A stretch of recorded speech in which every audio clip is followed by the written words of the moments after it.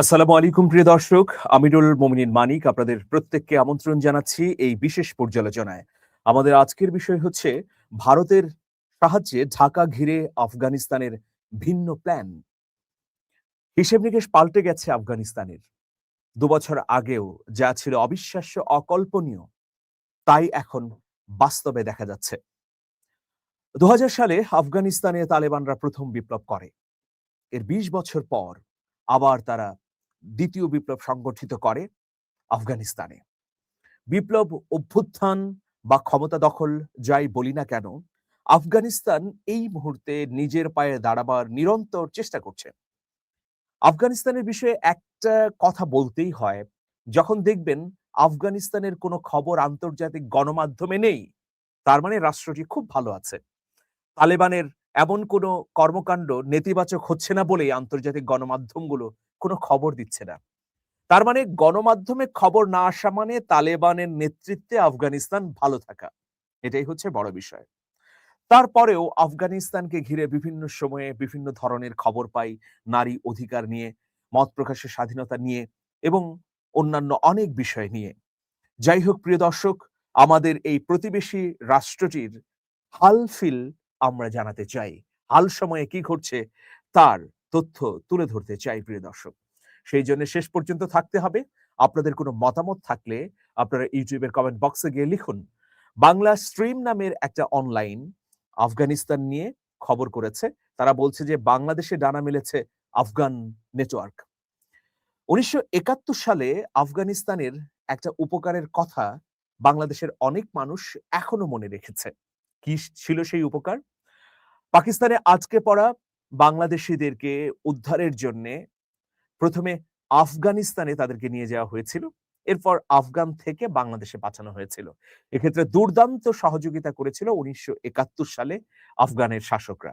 সেইজন্যে এখনো আমরা কূটনীতির ক্ষেত্রে যখন মুক্তিযুদ্ধে ভূমিকার নানা ইতিহাস তুলে ধরি, তখন আফগানের ভূমিকাও আসে।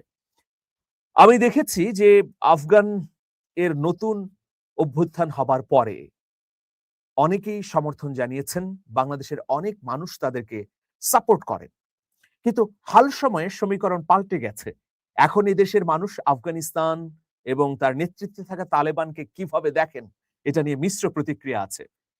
আপনারা জানেন যে ২০২৪ সালের ৫ই আগস্ট বাংলাদেশে যে গণ-অভ্যুত্থান হয়, সেই অভ্যুত্থানকে রাগে ক্ষোভে দিল্লি আফগানিস্তানের তালেবানি অভ্যুত্থান বলে আখ্যায়িত করেছিল। তো কিন্তু আমাদের এই অভ্যুত্থান কিন্তু তালেবানি অভ্যুত্থান ছিল না। ইসলাম ধর্মের মূল মতবাদের উপর তাদের নিজেদের মতো করে প্রায়োগিক প্রক্রিয়াকে সামনে রেখে তালেবান আফগানিস্তান শাসন করছে বা অভ্যুত্থান ঘটিয়েছে। বাংলাদেশে ২৪-এর ৫ই আগস্ট যে অভ্যুত্থান ঘটেছে, ধর্ম, বর্ণ, গোত্র নির্বিশেষে সকল মানুষের এই অভ্যুত্থান, স্বতঃস্ফূর্ত অংশগ্রহণের এই অভ্যুত্থান, একটা ফ্যাসিবাদী শাসনের বিরুদ্ধে দাঁড়িয়ে পড়া মানুষের পুনর্জাগরণের ঘটনা। এই ঘটনার সঙ্গে তালেবানের সেই অভ্যুত্থান একাডেমিক আলোচনায় হোক বা অন্য যেকোনো দিক দিয়ে হোক কোনোভাবেই মেলে না। কিন্তু তারপরেও ভারত এই ন্যারেটিভ সারা বিশ্বে প্রচার করতে চেয়েছে। অবশেষে দেখেছে যে এটা পৃথিবীর মানুষ গ্রহণ করছে না।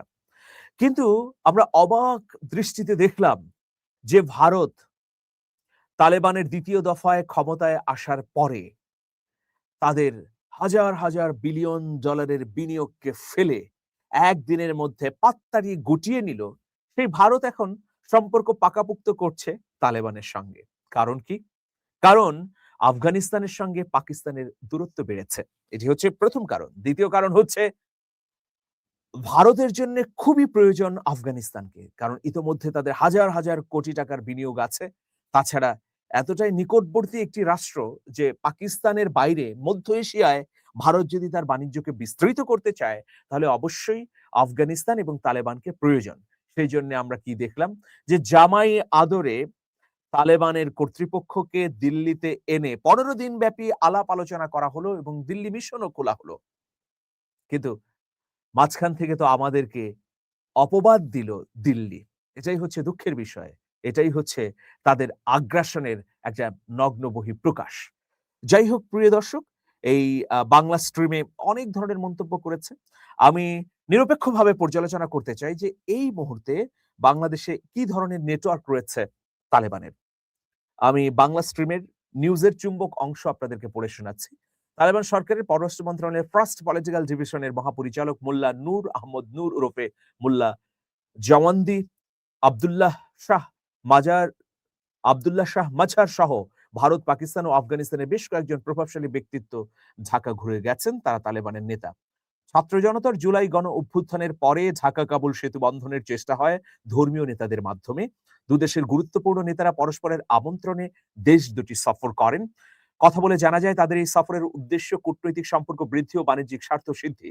গত বছরের মাঝামাঝি আফগানিস্তান সফর করেন নারায়ণগঞ্জের ফতুল্লার জামিয়া কারামিয়া মাদ্রাসার পরিচালক আবু সায়েম খালেদ। তার সঙ্গে ঘনিষ্ঠ সূত্র স্ট্রিমকে জানিয়েছে বাংলাদেশ থেকে দুবাই হয়ে আফগানিস্তান সফর করেন খালেদের নেতৃত্বে 5 জনের একটি দল।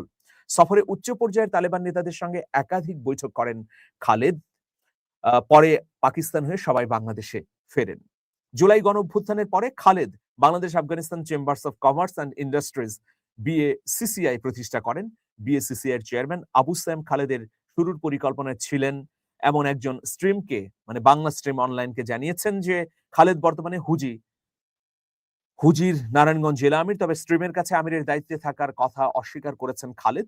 সংশ্লিষ্ট সূত্রগুলো জানিয়েছে যে মোল্লা নূর আহমদ নূর ওরফে মোল্লা জওয়ান্দি পাকিস্তানের জিহাদি গোষ্ঠীগুলোর মধ্যে প্রভাবশালী ব্যক্তিত্ব। আব্দুল্লাহ শাহ মাঝার সহ কয়েক নেতা এবং ধর্মীয় বক্তা বিভিন্ন সময়ে খালেদের আমন্ত্রণে নারায়ণগঞ্জে তার মাদ্রাসায় অতিথি হয়ে এসেছেন। মোল্লা জওয়ান্দি আব্দুল্লাহ শাহ মাজাহার অতিথি হওয়ার কথা স্বীকার করেছেন খালেদ নিজেই।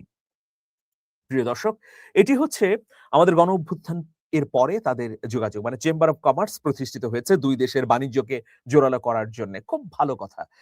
কিন্তু এখন সন্দেহ সংশয় তৈরি হয়েছে যে এই সম্পর্কটা ভারতের মাধ্যম হয়ে হচ্ছে বাংলাদেশের সঙ্গে।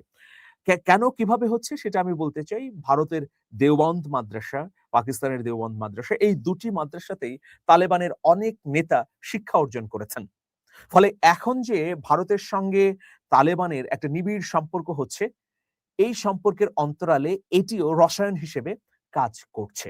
নির্বাচনের আগে একটা প্রচার উঠেছিল যে ভারতের হয়ে তালেবানের নির্দিষ্ট সংখ্যক ব্যক্তিবর্গ বাংলাদেশের কয়েকটি ইসলামী দলকে আ এককভাবে নির্বাচনের পরামর্শ দিয়েছিলেন, যেন তারা জামাত জোটে অংশগ্রহণ না করেন।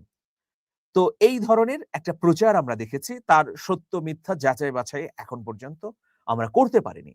যাই হোক প্রিয় দর্শক, তো এখন তালেবান সরকারের প্রতিনিধি দল বাংলাদেশের সঙ্গে যে সম্পর্ক তৈরি করছেন, এই সম্পর্কের বিস্তৃত হবে ভারতের মাধ্যম হয়ে। এখানেই অনেক বিশ্লেষক বিপজ্জনক একটা ইঙ্গিত দেখছেন।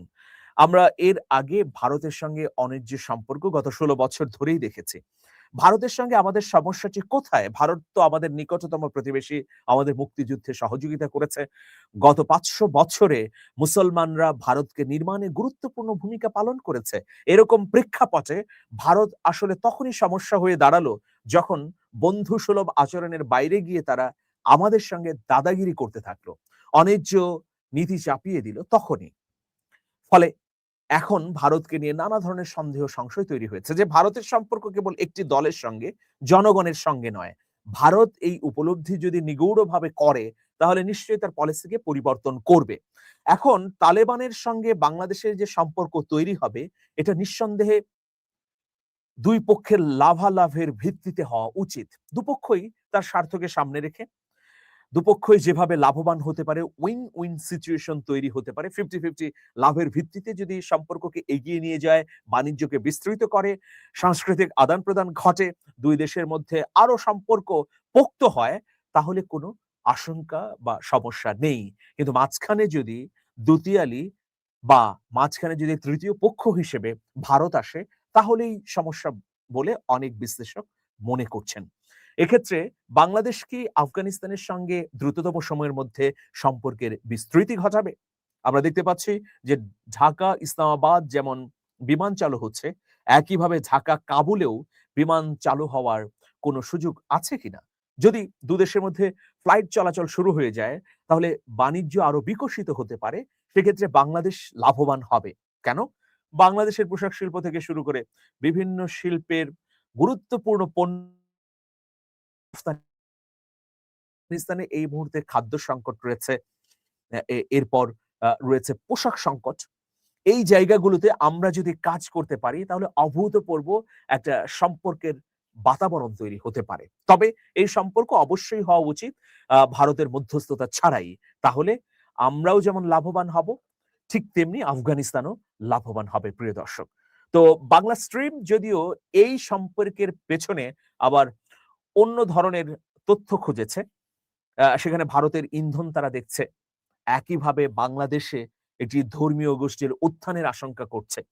দেখুন, এক্ষেত্রে আমি যেটা বলব, বাংলাদেশে যে ইসলামপন্থী রাজনৈতিক দলগুলো রয়েছে, সব দলই গণতান্ত্রিক প্রক্রিয়ায় নির্বাচনে অংশগ্রহণ করছে, জনমত গঠন করার চেষ্টা করছে, প্রতিবাদ, প্রচার প্রচারণা সবকিছুই করছে। সুতরাং এই ধারাবাহিকতা যদি রক্ষিত হয়, তাহলে অগণতান্ত্রিক কোনো শক্তির উত্থান ঘটা সম্ভব নয়। কিন্তু যখনই আপনি মৌলবাদী তকমা দিয়ে পশ্চিমা ইসলামোফোবিয়াকে সামনে আনবেন, তখনই কিন্তু অগণতান্ত্রিক উগ্রবাদী শক্তির উত্থান হবে, যেটা আবার গণতান্ত্রিক পদ্ধতিতে ইসলামী শক্তির বিকাশের ক্ষেত্রে অন্তরায় তৈরি করবে এবং দীর্ঘমেয়াদী একটা অন্ধকারের পথে আমাদের যাত্রা শুরু হবে। সেই জন্য আমরা মনে করি আফগানিস্তানের সঙ্গে একটা সুন্দর সমঝোতামূলক এবং ন্যায্য চ্যানেলের মাধ্যমে সম্পর্ক তৈরি হওয়া প্রয়োজন। সেটা অবশ্যই প্রতিবেশী কোনো রাষ্ট্রের মাধ্যমেই নয়। এখন যদি পাকিস্তানের মাধ্যমে আফগানিস্তানের সঙ্গে সম্পর্ক তৈরি হয়, সেটাও যথার্থ হবে না। একইভাবে ভারত যদি আমাদের সঙ্গে সম্পর্ক করে দেয় কাবুলের, তাহলে সেটিও কাঙ্ক্ষিত নয়। প্রিয় দর্শক, আজকে এ পর্যন্তই। সবাইকে অনেক, অনেক শুভেচ্ছা। ভালো থাকুন। আল্লাহ হাফেজ।